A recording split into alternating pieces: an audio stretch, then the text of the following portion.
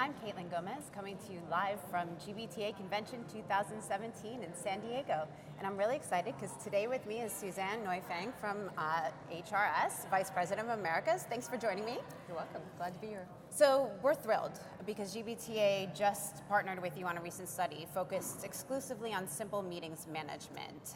And this is really a hot topic as of late. So can you tell me about the top line findings?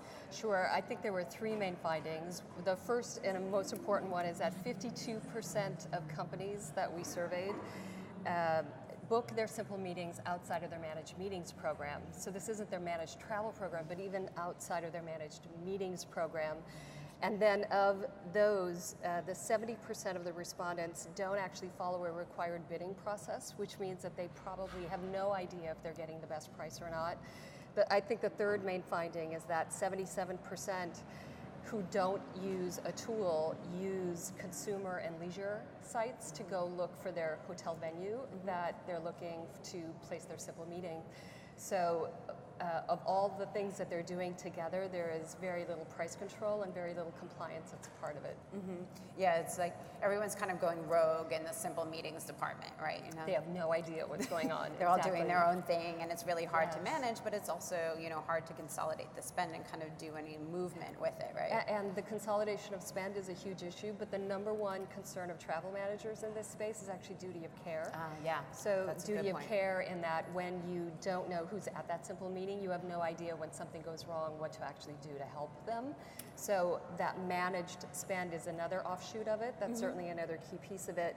And then that opportunity ultimately to combine transient and your meeting spend is ultimately what the goal should be for travel managers and meeting managers coming together. And duty of care is, as we've seen over the course of the last couple of years, it's so important to know where your people are no matter what.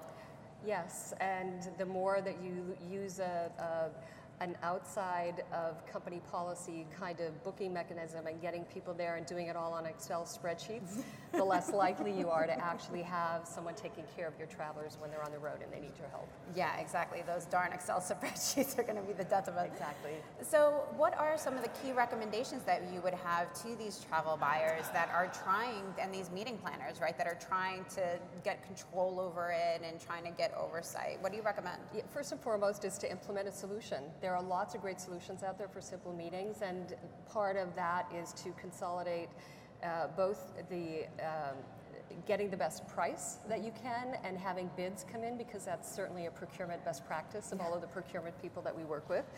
I think the second one is to get management buy-in, that these simple meetings are not just the ad hoc meetings that they are anymore. We find that they are 50% of a company's meetings are actually in this simple meeting space, and so it's a very big number of them.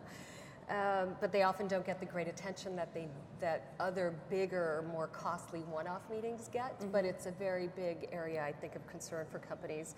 And then I think the last and final piece is to keep engaged from a procurement and a travel manager perspective with the stakeholders in your company. And that can be meeting planners, that can be executive admins who are doing a lot of these. It might be the HR team who are doing training. And it may even be the IT team who are doing lots of IT and product development and getting their teams together more often.